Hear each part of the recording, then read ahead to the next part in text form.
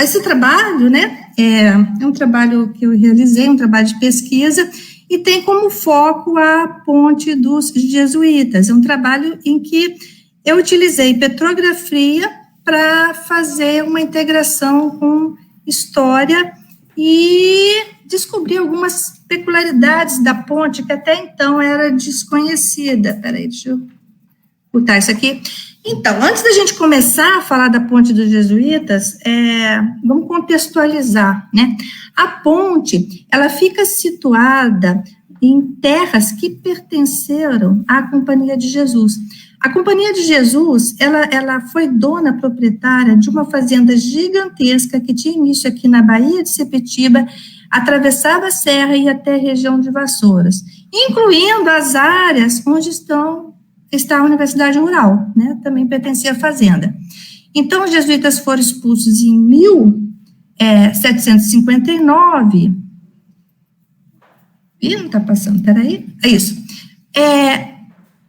E a sede da fazenda ficava em Santa Cruz, na região de Santa Cruz.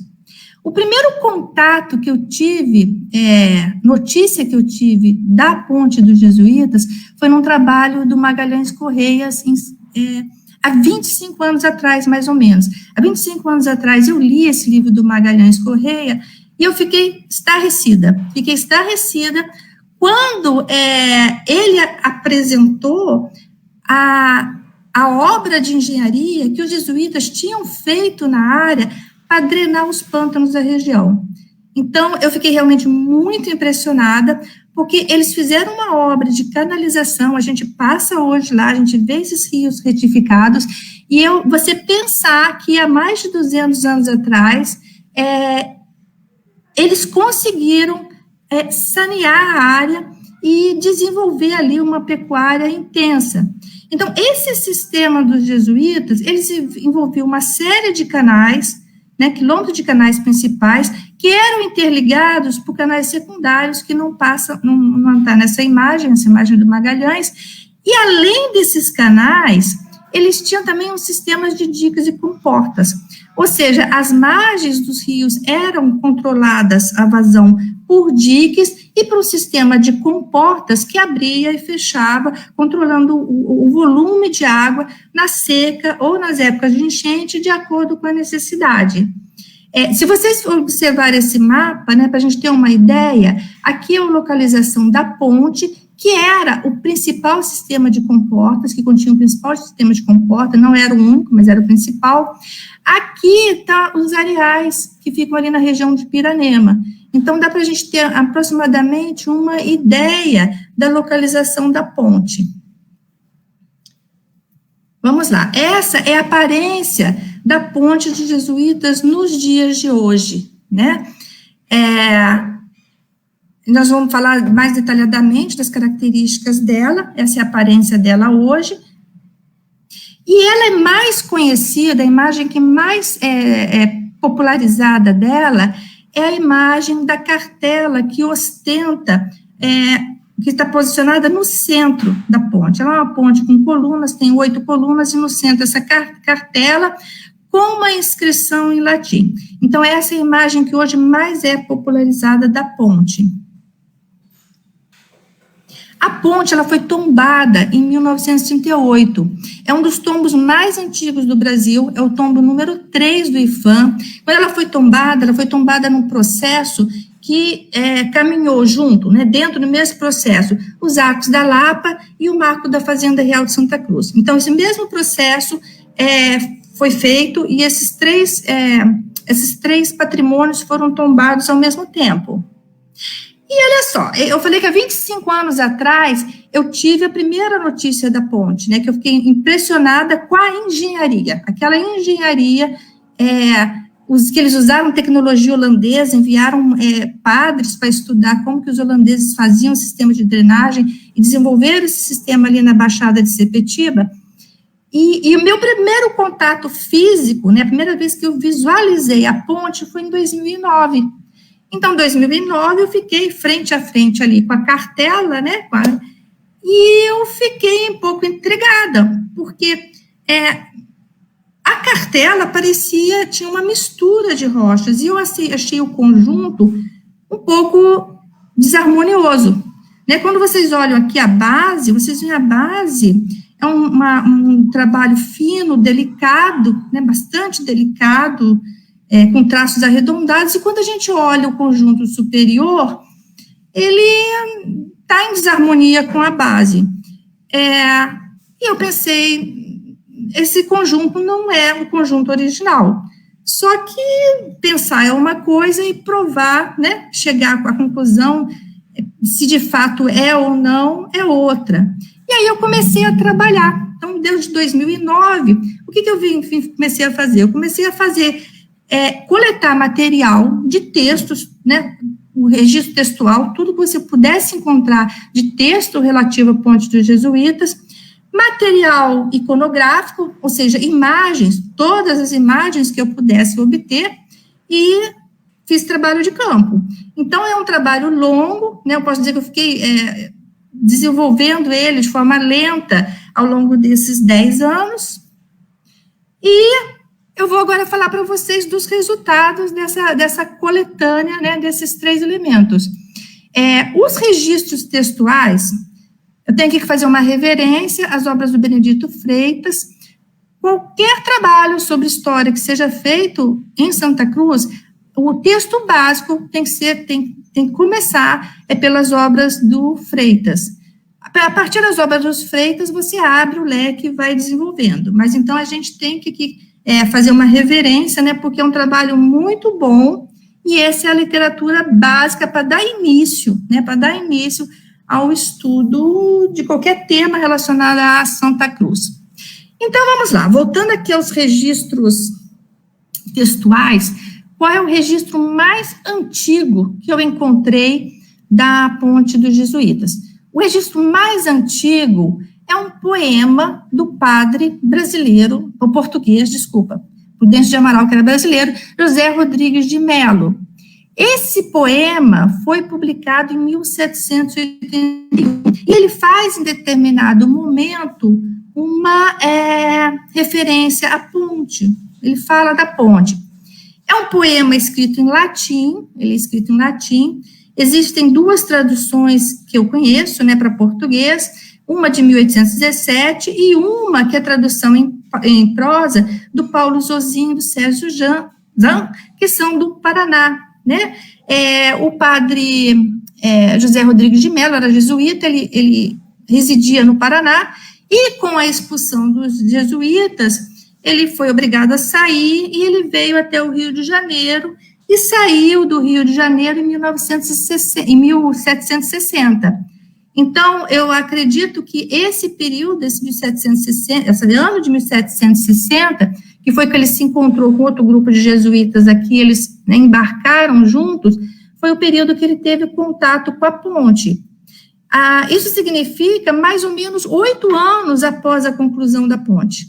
Então, é de fato um registro antigo, e é um registro que traz uma narrativa que é muito próxima da época em que a ponte foi inaugurada.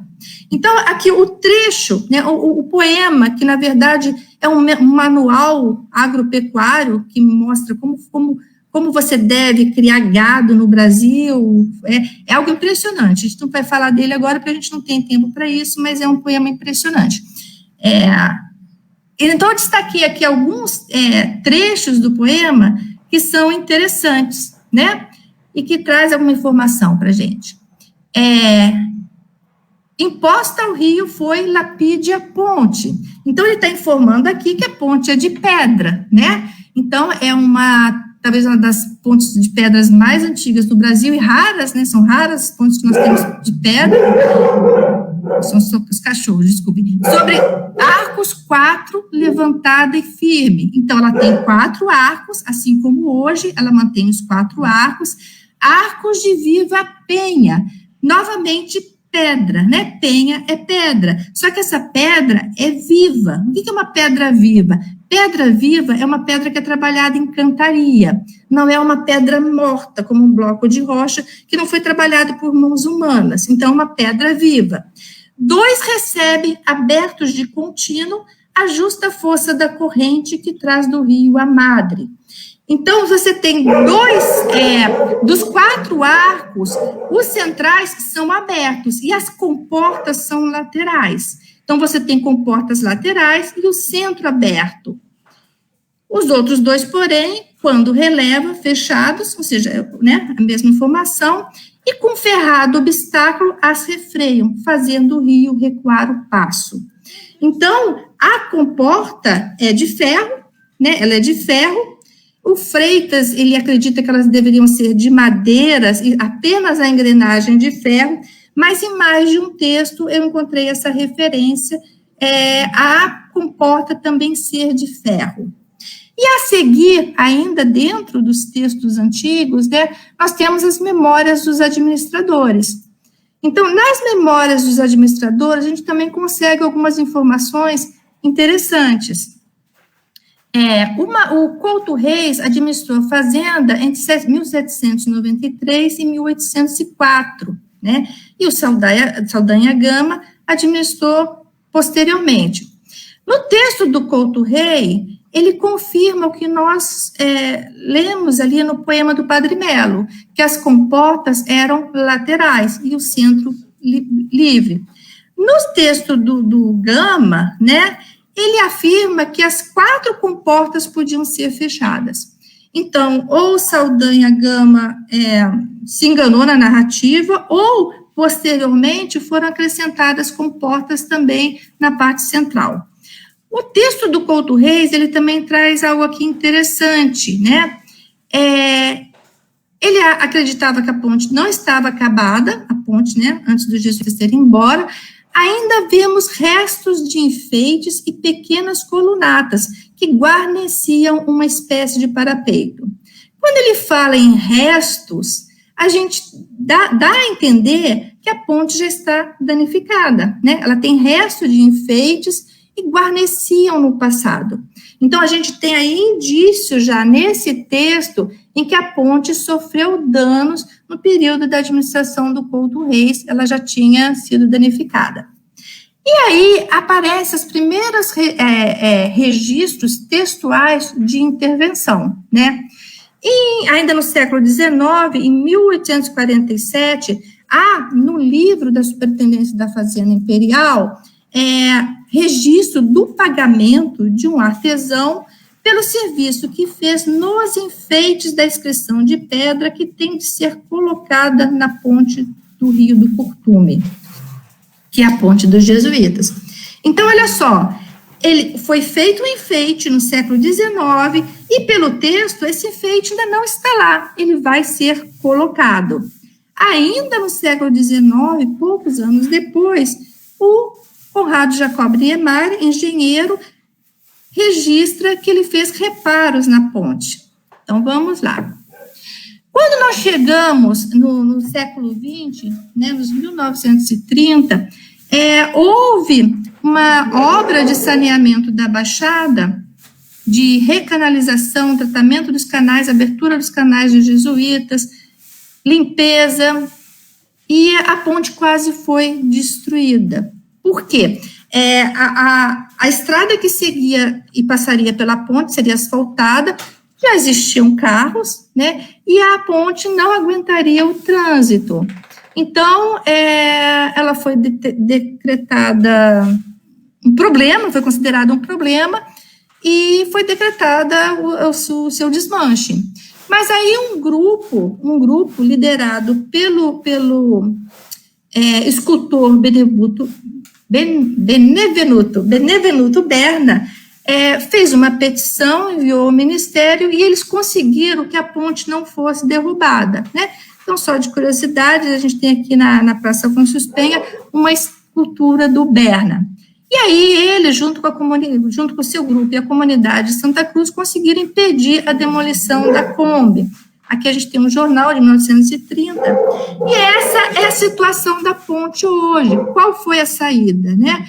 A saída foi deslocar o leito do rio, foi feito um aterramento, né, lateral, deslocar o leito do rio, e hoje é a ponte nova, né, que é a ponte Lindolfo Collor, passa adjacente à ponte dos jesuítas. Então, essa é a situação da ponte nos dias de hoje. No século XX, aí ela vai sofrer uma série de intervenções. Nessa data, 1950 e 1953, nós estamos aqui no período do bicentenário da ponte. Então, a comunidade fez uma série de petições, de pedidos para que ela fosse recuperada, e o governo mandou um pedreiro, e foi um pedreiro sozinho, e esse pedreiro, sem acompanhamento técnico nenhum, fez a reforma da ponte. Poucos anos depois, a ponte está em ruínas, passa por novas obras. Em 1971, o Trajano Quiões, que era diretor do Patrimônio Histórico e Artístico da Guanabara, denuncia roubo de partes da ponte, que estava depredada e estava tendo as suas partes roubadas. Em 1980 e 2004, ela passa de novo por obras, né? E aí, olha só, em 2005, ou seja, muito pouco tempo atrás, né, é uma tragédia, né, a gente pode dizer uma tragédia. Encostou um caminhão-guincho lá, um caminhão-guincho encostou, os moradores escutaram um barulho, chamaram a polícia pegou os ladrões, né, no flagra, e impediu que eles terminassem o roubo. Mas um grande estrago já estava feito, eles retiraram 2 colunas, derrubaram parte do muro, e a ponte ficou nessas condições por um bom tempo, né? Aí, em 2008, foi feito o restauro, eles conseguiram finalizar, a prefeitura finalizou o restauro, né? A gente tem aqui uma imagem da ponte. Hoje ela é totalmente caiada, né? A gente não consegue ver essa estrutura de pedra, mas a gente consegue ver aqui na imagem que foi obtida durante o restauro. Essas imagens, elas são da empresa Pires Gigante Guardiã, do portfólio dela, e foi a empresa privada que foi responsável pelo restauro, né? Então, ela foi feito um grande restauro em 2008. E aí, esse, né, foi uma síntese, né, a síntese do registro textual que nós temos de transformações da ponte. E agora a gente vai passar para o registro das imagens, né? Só que antes da gente trabalhar com as imagens no passado, vamos dar um detalhamento maior de como a ponte é nos dias atuais, né? Então, a gente tem aqui uma visão da ponte. A ponte, ela tem em torno de 25 metros de comprimento por 5 de largura no tabuleiro. Ela consta com 8 colunas, né, que adornam a mureta. Essa aqui é a nossa visão que a gente tem olhando para oeste, né? Essa é a visão que a gente tem olhando para leste, né? Aqui a gente está na direção de Santa Cruz, aqui a direção de Itaguaí, né? Direção de Santa Cruz, direção de Itaguaí. A gente vê aqui o dístico na parte central. Essa é a situação da ponte hoje, né? E essa é a imagem mais antiga que nós temos da ponte.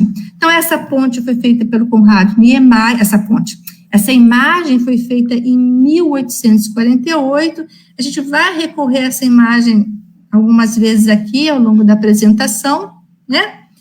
E a gente já pode observar que tem algumas diferenças em relação ao estado atual. Nós vamos voltar nessa imagem. Estou apresentando aqui para vocês qual é a iconografia mais antiga que nós temos da ponte dos jesuítas. E essa é a foto mais antiga que eu consegui da ponte. É uma foto tirada pelo Américo Neto, em 1925. Foi difícil conseguir, né, porque ela está num livro do Américo Neto, que retrata a bandeira de carros que ele e mais um grupo de pessoas fizeram entre São Paulo e Rio de Janeiro. E é um livro fascinante, porque eles fizeram essa viagem procurando qual seria o melhor caminho para se construir a estrada entre o Rio e São Paulo. Então, não existia Dutra, não existia Rio-São Paulo, e eles estavam justamente tentando percorrer através das estradas existentes qual seria o melhor caminho. Então, é uma bandeira mesmo, é uma bandeira porque é uma aventura, eles vão abrindo o caminho, eles vão derrubando árvore, quebrando pedra, vai caminhão levando alimento, imagine os carros, né, na década de 20. Então, uma coisa positiva de você trabalhar com abrindo o leque, assim, é que você descobre coisas maravilhosas também, como foi esse livro, que eu consegui com um leiloeiro.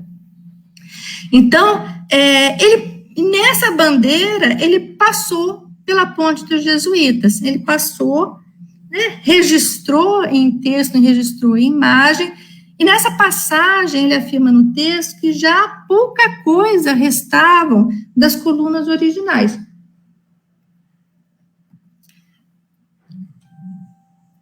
Vamos lá. E aí, o que eu fiz, né? Eu tenho essas imagens, essas duas que eu mostrei para vocês, que é o desenho mais antigo, a imagem mais antiga e a fotografia mais antiga. E aí eu comecei a reunir todas as imagens possíveis. Então, aqui eu tenho algumas, né, que estou mostrando para vocês, mas com um número de imagens muito maior. E aí eu fui comparando, né, através dessas imagens, fazendo uma comparação visual dessas possíveis transformações.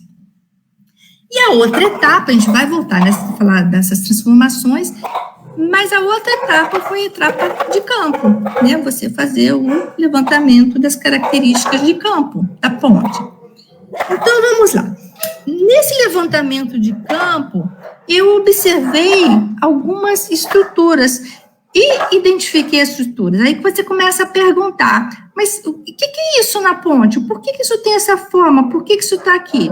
Então, essa foi a etapa em que eu entrei em contato com pesquisadores portugueses, especialistas em pontes. Eu comprei um livro de engenharia de pontes, né? O marido chega em casa e fala, quem está lendo esse livro aqui? Que livro é esse? Então, foi a parte que eu comecei a tentar entender a ponte na sua parte física, né? A parte física dela. Então, vamos lá. O que eu já observei nesse estudo?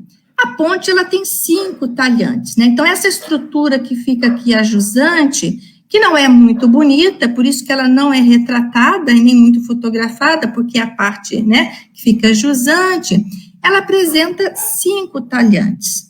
Quando a gente olha aqui, né, na imagem de satélite, a gente observa que esses talhantes, eles são trapezoidais, né? Esse tipo de talhante é muito comum nas pontes de pedras portuguesas, né, construídas com base na arquitetura romana. Elas têm a função, a maioria, só que lá a maioria é triangular, elas têm a função de desviar a água do centro das pilastras. Então, evita que você forme um turbilhão e desgastes e abala a estrutura da ponte. Então, aqui, ponto da engenharia. E quando a gente observa aqui na imagem do Niemeyer, nós observamos agora, né, do lado oposto, uma mísula, né? A gente tem uma mísula aqui muito bonita, né?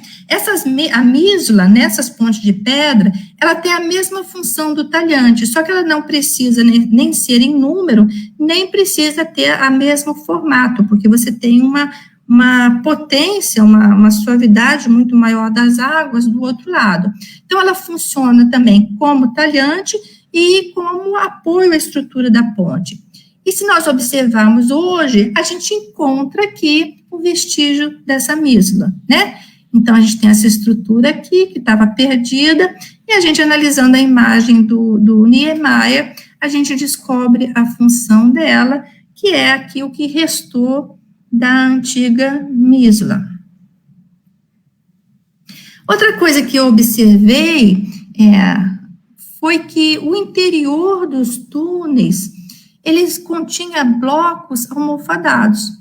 Enquanto aqui na laje, na parte frontal, né, ela é lisa, plano, todo o interior é forrado com blocos almofadados. E aí fui descobrir também, lá junto, né, analisando as pontes portuguesas, que isso também é comum, né, é comum nas pontes de pedras europeias. E a almofada, essa escultura almofada, ela tem a função de aliviar as juntas do contato com as águas. Então, a água, ela flui, em vez dela afetar, correr diretamente junto às junções, a almofada afasta a água e diminui a erosão, o contato a pressão sobre as arestas dos blocos, né? Então, mais aqui um ponto de engenharia muito interessante. E aí, do lado dos talhantes, a gente observa alguns vestígios, né? Alguns vestígios dos antigos mecanismos de trava de subida e descida das comportas. Nós observamos aqui, na saída desse túnel, algumas cicatrizes, né, que provavelmente corresponde aos pontos em que ficava encaixado, preso os mecanismos. Nós observamos aqui uma arruela esculpida, né, em rocha, que a gente tem um detalhe dela. E olha só, aqui nós temos nessa base um triângulo também, que é como um fecho, né, funciona como um fecho, a comporta desce, né, e esse triângulo fixa, protege a comporta. Apenas esse é o único túnel em que a gente observa isso, esses elementos preservados, nos demais já não tem mais nada.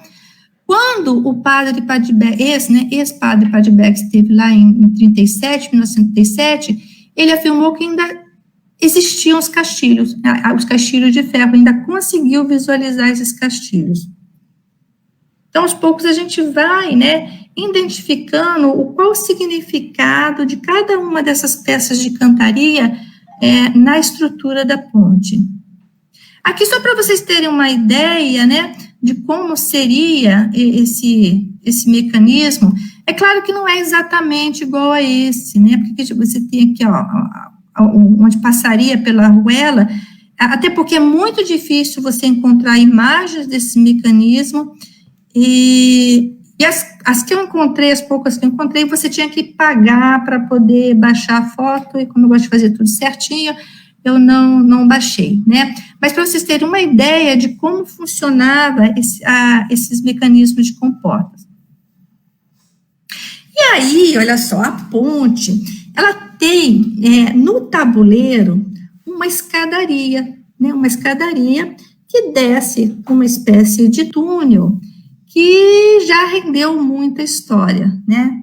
Esse túnel, a escadaria em rocha, né, esculpida, escadaria de pedra, tá aqui, ó, a gente tem aqui o tabuleiro é calçado, e aqui a gente tem a escadaria.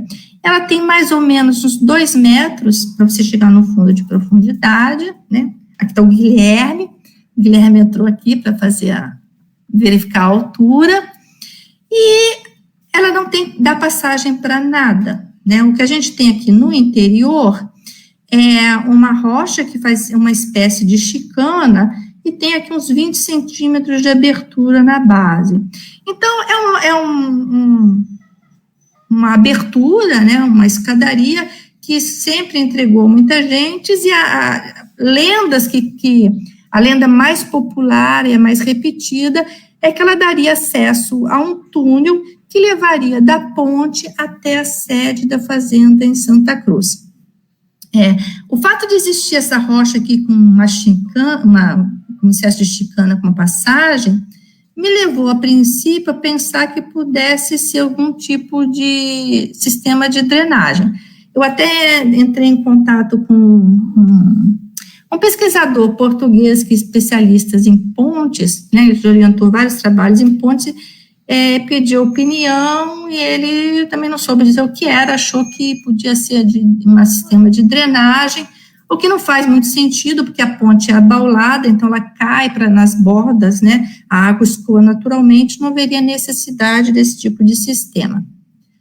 A história dela ser um túnel, né, que sairia lá da ponte e chegaria à fazenda, sempre me pareceu muito improvável, porque você tem uma distância aqui de 2 quilômetros, né? Muita gente acredita nisso, porque há também um túnel aqui, a saída de uma escadaria que leva para uma passagem subterrânea, ou algo parecido, um porão, alguma coisa dentro da fazenda. Mas vejam só, você tem 4 quilômetros de distância, e você teria que passar no caminho sobre vários rios, né? Então, seria um trabalho hércules, complicado e muito improvável, né? Bastante improvável. Aí, eu topei com um artigo, uma reportagem do Globo de 1929, né?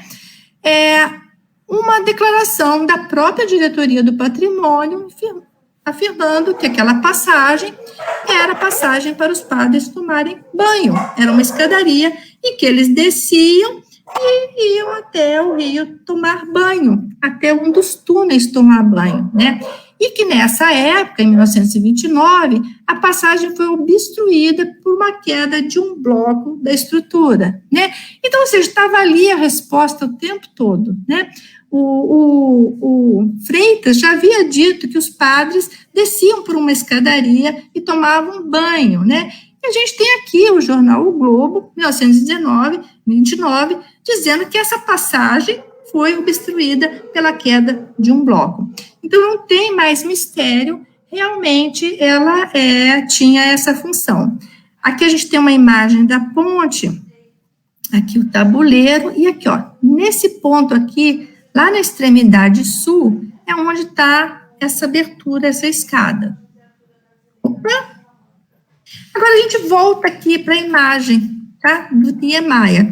Se vocês observarem no detalhe na imagem, olha essa abertura aqui, né? Essa abertura não existe mais hoje. Isso aqui está todo, né? Todo coberto por cimento, não dá para ver, não tem mais essa abertura. Mas essa abertura, ela está exatamente na direção da escada. Então, é isso mesmo, a gente acredita, eu acredito que a escada dava acesso a essa passagem e aqui eles vinham se banhar. E aí, eu percebi outra coisa. Os 4 túneis, eles têm tamanhos diferentes. Isso é algo, essa desigualdade, né, entre o tamanho dos túneis, era muito citada nos escritos antigos, porque era uma coisa que incomodava, como se fosse uma falta de harmonia, né? Eu não sei se realmente a construção dessa salão de banho já foi programada, né? Por essa diferença de tamanhos, ou se há alguma consideração da parte de engenharia, mas o fato é que esse túnel maior, onde se davam os banhos, é o único dos 4 túneis que é lajeado, que tem um piso.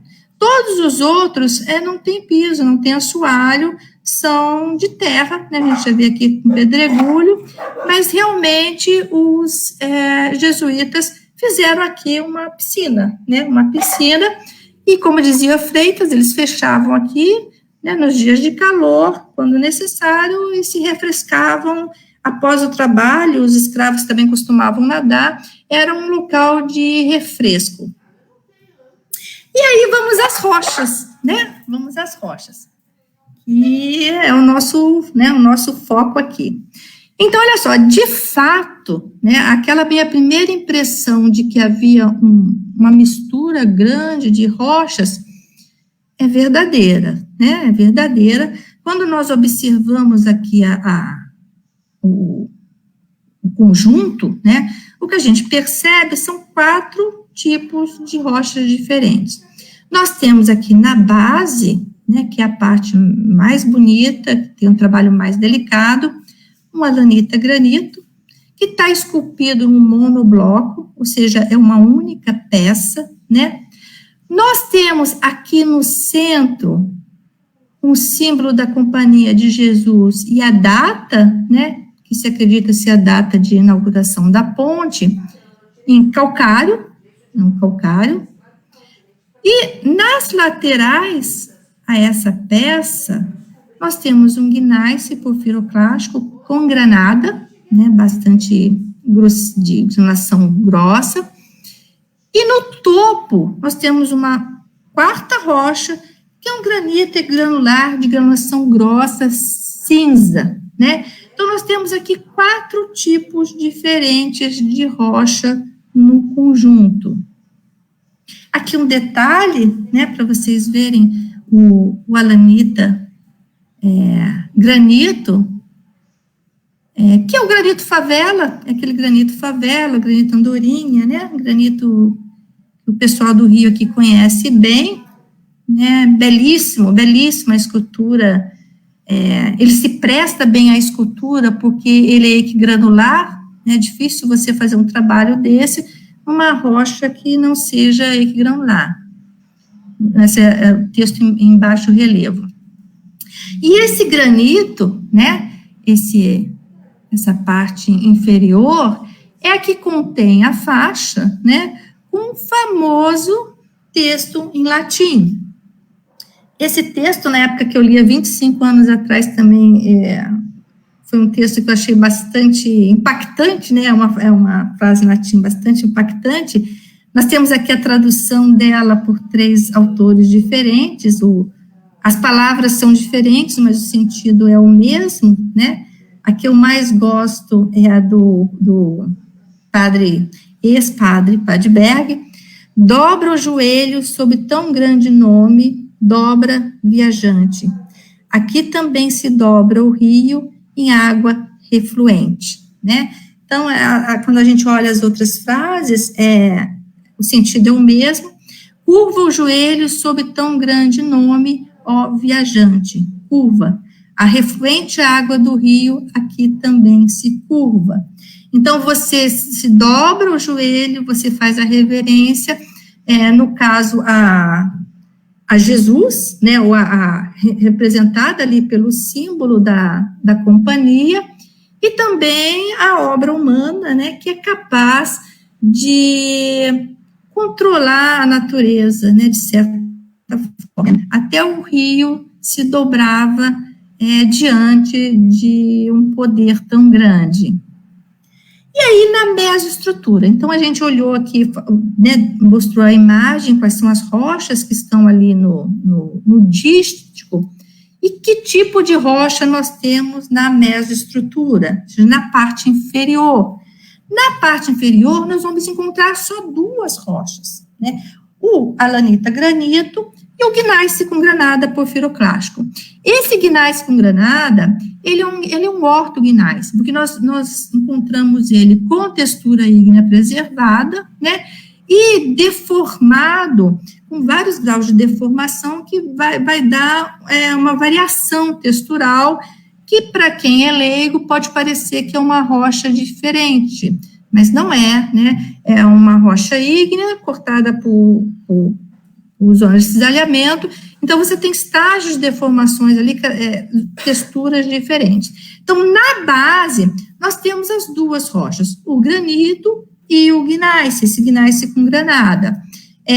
Eles ocorrem, os 2 aqui, misturados em blocos de forma igual entre os blocos brutos, mas nas placas que fazem o revestimento das paredes, é o gneiss que domina, né? É o gneiss que domina. E aí, eu fui procurar a fonte, né? Então, de onde vêm essas rochas? De onde vêm essas rochas? Aqui a gente tem a ponte dos jesuítas, a localização da ponte hoje, né? Como vocês podem ver, é uma área de baixada, Aqui é o centro de Santa Cruz, aqui é a região de Paciência, e no período colonial, nós tínhamos 2 pedreiras que foram exploradas ali, né, mais conhecidas, que é a pedreira do Morro do Cruzeiro, no centro de Santa Cruz, e a da Serra da Paciência. Nesses 2 locais, a rocha presente é o gneiss com granada, tá? Então, nós temos aqui rochas com características bastante semelhantes à da Ponte dos Jesuítas. E nas proximidades da ponta da ponte, ali onde hoje é a Cidade da Criança, nós temos granito, né? Nós temos uma pedreira ali, uma antiga pedreira de granito. Até uma curiosidade, porque essa ocorrência aqui, embora você fique na Cidade da Criança, você, quando vai na Cidade da Criança, não percebe muito bem as características dela de ter sido antes uma pedreira, que é muito mais nítida desse lado aqui, nesse morrote. Só que ele fica oculto, né? Ele fica hoje em propriedade particular, atrás de uma residência. Mas quando eu estava dando um curso de formação de professores, uma professora comentou: a minha avó conta que havia uma pedreira ali na Cidade da Criança. Já tem alguns anos isso, e aí, né, que me deu um estalo, preciso lá ver, achar essa pedreira, né? Então olha só, 2 quilômetros e aqui 5 quilômetros. Fui à pedreira, e nessa pedreirinha, que é esse porrote chamado de Morro do Ita, né? Ita, pedra, né? Você vê algo que se destaca naquela baixada toda, né? Um banhado. O que nós encontramos lá é um granito com as mesmas características que é observado ali no brasão jesuítico. Então, é o mesmo granito que a gente encontra, né, na ponte. Aqui algumas feições de extração, né, muito bonita, uma pedreira antiga. Ela foi explorada até o século XX, até o início do século XX, mas já deu vestígios ainda de exploração mais antiga. É uma pedreira belíssima. E aqui, olha, nós vemos variações de cores do granito devido ao intemperismo, e a gente observa esse mesmo tipo de variação nos componentes da ponte, né, de cinza até puxando para um tom mais amarelado, à medida que a rocha vai ficando mais alterada. Mas não tinha gneiss, né? Não tinha gneiss. Encontrei lá um bloquinho de gneiss do lado do corpo, isolado. Há alguns enclaves, né, não só desse gneiss, mas de outros tipos de gneiss no granito, mas não tem gneiss, né? Não tem gneiss aflorando, não aparece lá no Morro do Ita. E aí eu fiquei assim, poxa, mas de onde veio esse gneiss, né? De onde? Porque a primeira hipótese que eu pensei é que eles trouxeram do Morro do Cruzeiro, porque eu trabalhei no Morro do Cruzeiro, lá tem rochas semelhantes assim, e falei, talvez, pela facilidade de quebra do gneiss, eles fizeram esse transporte por 5 quilômetros, difícil, trabalho difícil, mas essa era a explicação que eu tinha, embora eu não compreendesse muito bem por que não se usava apenas o granito daqui. Até que eu dei uma olhada no mapa de 1965 do Humboldt, e olha só o que aparece lá no mapa, né? Em 1965, nós tínhamos aqui uma faixa de gneiss, justamente com as características do gneiss que estão hoje lá na Ponte dos Jesuítas. Esse gneiss não existe mais, isso aqui hoje é terra arrasada, né? É terra arrasada, foi totalmente retirado. E a curiosidade é que a forma, né, que a Cidade da Criança, são as construções da Cidade da Criança, olha como a forma aqui, ela se adequa, né, ao que seria a antiga frente de pedreira. Não sei se o projeto original, quando o projeto original foi feito, se havia essa pedreira, mas é muita coincidência, né, porque ela se adequa. Hoje a gente tem os afloramentos aqui só nessa região, e aqui um pouco, e não existe mais, né? Então, o que eu acredito é que esse gneiss veio daqui mesmo, no morro, dessa região do Morro do Ita, e que ele foi exaurido, ele foi totalmente extraído, e provavelmente terminaram a extração durante o momento de construção da Cidade da Criança. eu já tinha ido à Cidade da Criança e eu resolvi vou voltar para conferir mesmo se não tem nada, né? E aqui é realmente terra plana, e eu fui num dia que estava, né, uma curiosidade, eu fui num dia que estava fechado, ela ficou fechada há muito tempo, a Cidade da Criança, mas eu consegui uma autorização para entrar, assim, meio escondido, eu entrei e ali eu achei que eu ia ficar, tinha acabado os meus dias, porque eu fui atacada por um enxame de abelhas, saí correndo, na hora eu pensei, meu Deus, agora já era, né? Mas graças a Deus eu levei 5 picadas e consegui sair. Nunca vão ao campo sozinho, porque uma situação dessa, você pode, foi assustador, mas não existe o Gneiss ali, né? E aí, vamos lá, vamos voltar a falar das imagens, né? E analisar agora as peças do dístico. Então, essa aqui, no detalhe, né, é o dístico como desenhado pelo Niemeyer, e aqui nós temos as imagens, né, uma sequência até os dias atuais. São muito mais imagens, mas essas aí dá para a gente ter uma boa ideia. Se a gente observar aqui, vamos começar a falar do adereço de topo, né, que é um graneto cinza, que não tem na região, né, não tem uma rocha com características diferentes. Ela me parece um sol estilizado, né, que talvez tenha conexão com o símbolo da Companhia de Jesus,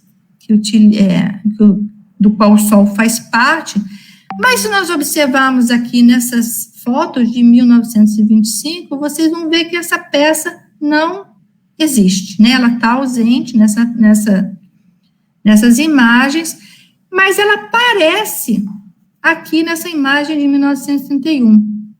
Se vocês observarem, esse enfeite, essa peça, ela está quebrada, né? Ela está quebrada aqui desse lado.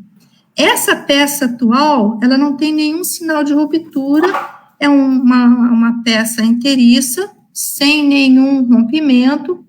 Então, essa peça que aparece aqui não pode ser a peça de 1931.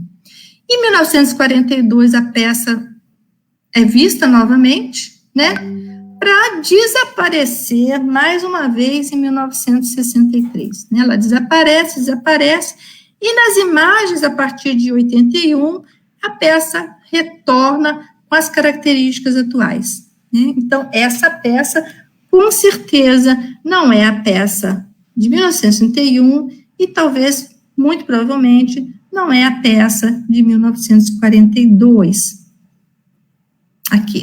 Aqui a gente tem uma imagem dela de 1942 e uma imagem dela atual, né? Então, a gente vê que tem algumas diferenças, né?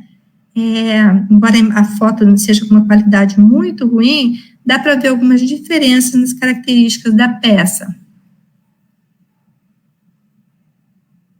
Então, vamos lá. Forma das colunas, né? Vamos falar agora das colunas. Na imagem do Niemeyer, né, a forma das colunas é totalmente diferente daquelas que a gente observa a partir de 1925. Né? A partir de 1925, as colunas já têm a forma atual. Freitas, né, no livro dele, ele diz que as colunas da ponte, elas tinham pinhas de louça, que as pinhas não eram de pedra, as pinhas eram de louça. E, de fato, a imagem do Niemeyer, ela traz para a gente, né, a representação de uma pinha com características de pinha de louça. E aí, olha só, a partir do conjunto de imagens, eu analisei ao longo do tempo as colunas que foram rompidas, quebradas, imagens que não tinham a pinha, ou não tinha o fuste, e fui fazendo um levantamento, né, um levantamento aqui das modificações ao longo da história. E não só, a gente observa, não só as situações, X aqui representa, você não tem o fuste, ou seja, né, o pescoço, a parte longa da coluna está totalmente quebrada. Aqui a gente tem o fuste, mas não tem pinha. Aqui a gente tem a coluna íntegra, né, tem tudo, fuste e pinha. Então, a gente observa esses rompimentos, essas quebras, essas rupturas, e observa também diferenças no número de colunas. Na imagem do Niemeyer, nós tínhamos 12 colunas representadas. O Magalhães, ele faz também uma representação, Magalhães, se não me engano, com 10 colunas. Todas as outras representações são de 8 colunas, como hoje, né, como é no momento atual. O resultado desse levantamento foi que, entre 1963 e 1984, todas as pinhas, todas desapareceram em algum determinado momento, tá? Então, a gente não tem essas pinhas, elas não permanecem instaladas ao longo da história. Em algum momento, de todas as colunas, as pinhas foram perdidas ou desapareceram. Em relação aos fustes, a gente observa o seguinte: esses aqui que estão marcados em azul, eles são todos de concreto, não são de rochas, eles são de concreto, né, claramente reconstituídos, ou seja, fuste reconstituído, e as pinhas também foram instaladas em algum momento, porque elas desapareceram. E nós temos apenas 3 colunas que são de rochas, né? Do todo o conjunto das 8, apenas 3 são de rochas.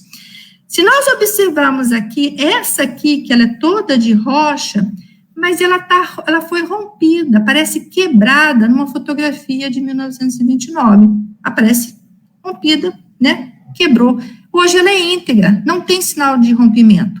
Então, essa coluna aqui, de pedra, ela foi instalada depois de 1929, porque ela está inteira.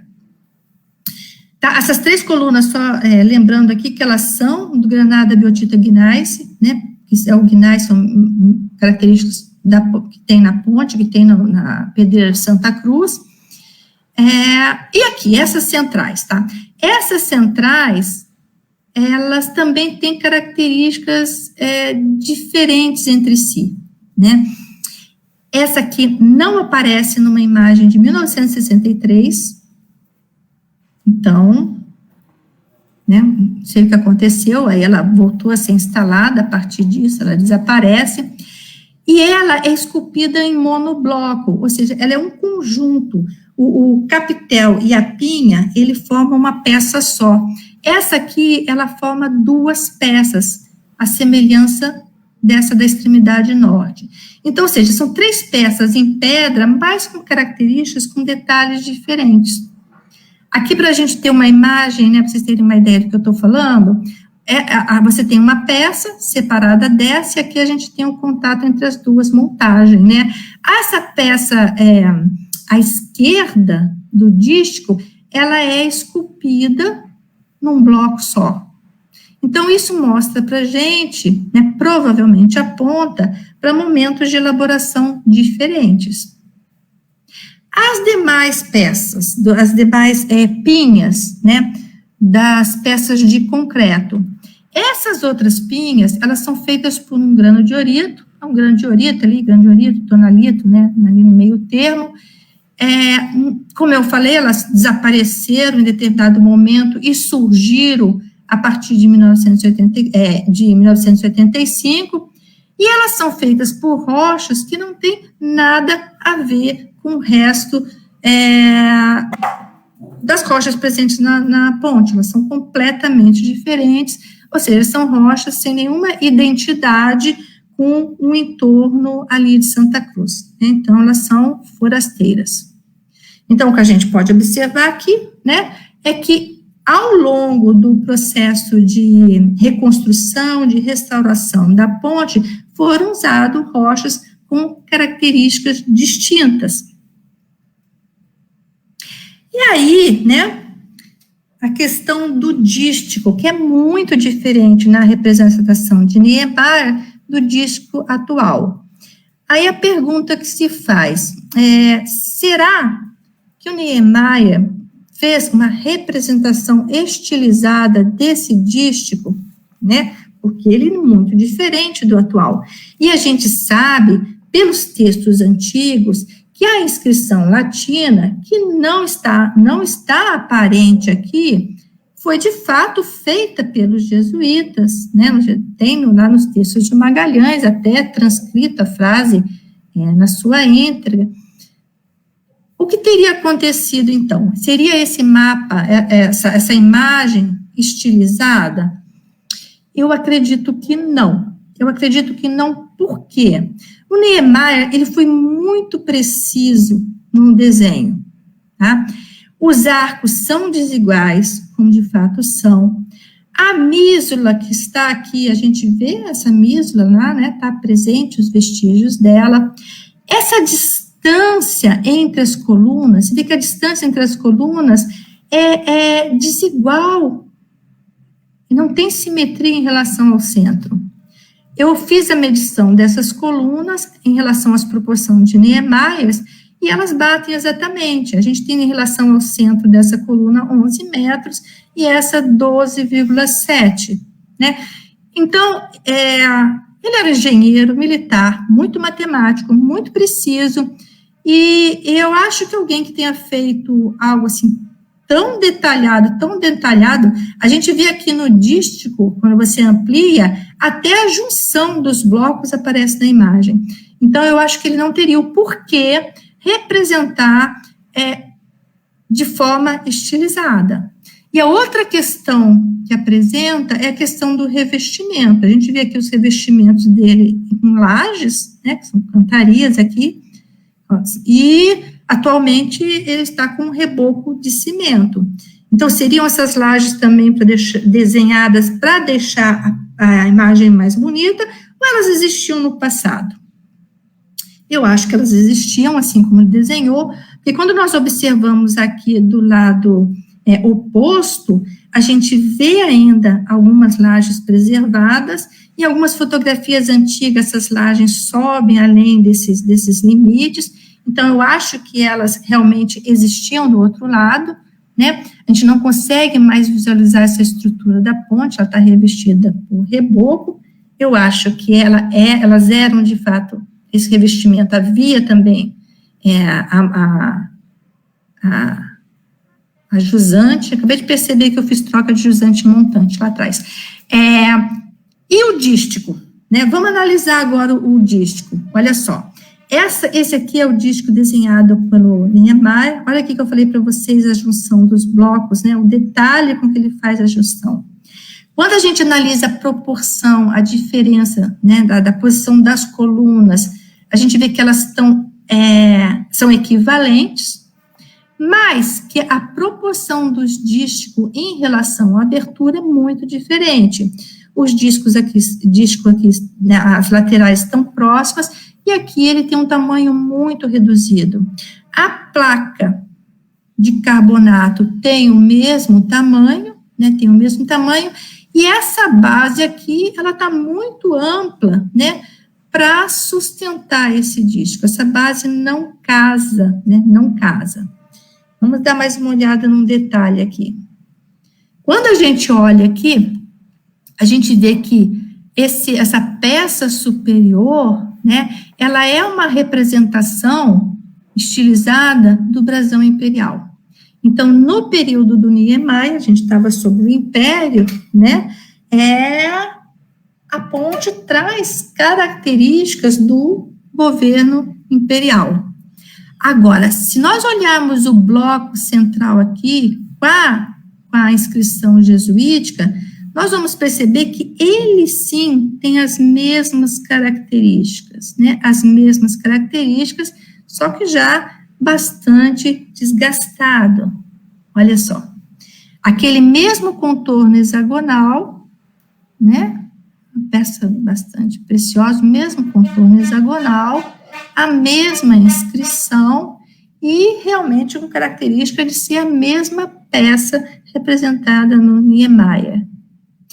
Aqui, observando na parte de trás, né, na parte de trás do dístico, é possível ver alguns fósseis, né, fósseis. Esses fósseis eu andei pesquisando e tem pedra liós vendida em Portugal, em lojas, com fósseis com características equivalentes. Mas se é realmente uma pedra liós, como aparece em textos históricos, eles descrevem a ponte tendo as inscrições jesuíticas gravada na pedra liós. Então, muita gente que lê isso acha que está falando da frase latina que está esculpida no granito. Mas, na verdade, essa inscrição se refere apenas a esse bloco, que, pelos textos, né, a gente percebe que era uma peça muito delicada para os jesuítas, tratada com muito carinho, porque era uma pedra trazida de fora. Eu acho que essa parte central, ela merece um estudo, tá? Os paleontólogos, alguém que tiver disposição para fazer esse estudo, eu acharia muito legal, né? Não é a minha praia, não é, mas eu acho que merece. Eu acho que se tivesse alguém disposto a fazer uma análise desse material, seria muito legal. Tá? Então, é a rocha carbonática e é a única rocha que teria condições, ou que poderia representar a pedra liós que tantas vezes aparecem declaradas nos textos. E aí, olha só, a descrição, né, ela está bastante desgastada, né, bastante, a gente observa aqui na imagem de 1929, a gente consegue perceber aqui o número 1 aqui já desapareceu, né? Além de todo o manuseio que essa peça teve ao longo do tempo, a gente tem que lembrar que Santa Cruz, ali a ponte está do lado de um complexo industrial que solta muito material no ar. E vamos dar uma olhada na data aqui, né? Os textos, né, 99,9% dos textos consideram essa data como a data gravada na pedra, na rocha, 1752. Alguns textos, né, tem 3 referências, incluindo a do Neto, e 2 artigos de jornais da década de 1930, que fala na ponte como de 1732. Quando a gente observa essa foto de 1929, dá para entender bem por que se considerou possível que fosse 1732, porque olha só, quando você vê a imagem, ela parece mais puxar para um 3 do que para um 5, né? Mas fica aqui a dúvida. Então, é compreensível que essas 2 datas apareçam na literatura, porque nesse estilo de letra, o número 3 e o número 5 são muito semelhantes, né? E como não há registro textual, mas a data é dada a partir dessa gravação, essa dúvida é compreensível, embora não posso deixar de dizer que a grande maioria tem 1752 como uma data válida. Então, o símbolo, né, aqui da Companhia de Jesus dos Homens Salvador, Jesus, a cruz é apoiada no H, né, a representação clássica do símbolo dos jesuítas. Então, olha só, quando a gente olha mais de perto, aí é triste nós observarmos que a peça está restaurada com cimento, né?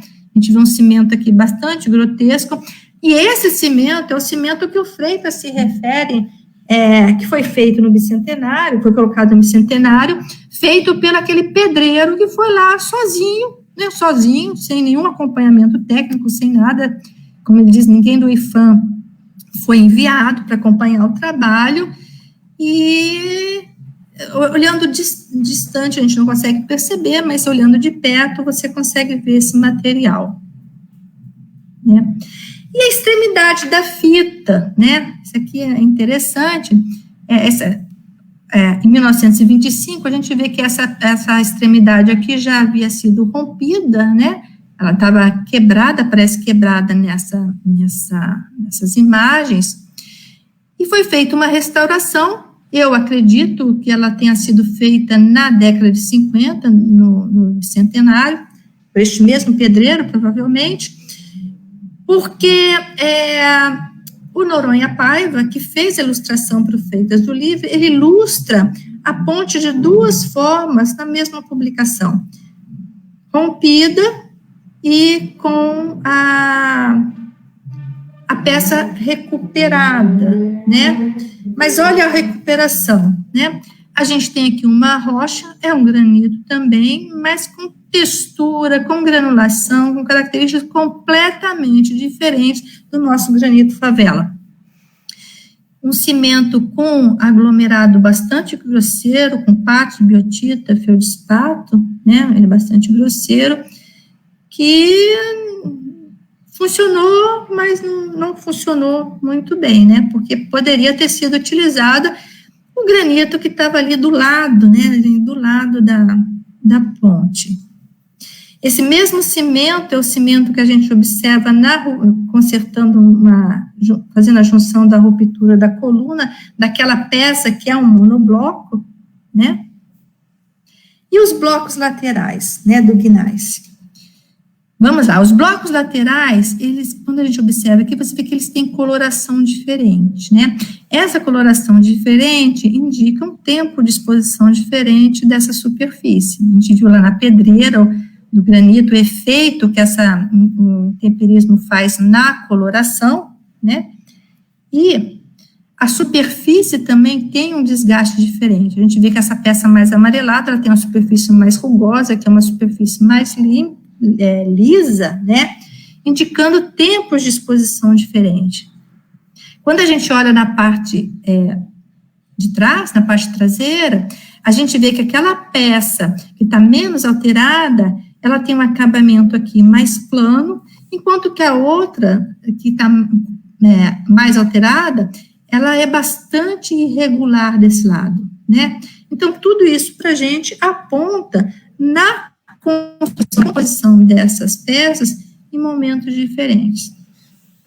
Então, a hipótese, né, agora aqui é uma hipótese, né, que eu lanço aqui, de que, se nós partimos da premissa que a imagem do Niemeyer é fiel, que eu acredito que seja fiel, mas que tem um dístico com características muito diferentes, né, isso poderia ser explicado da seguinte maneira.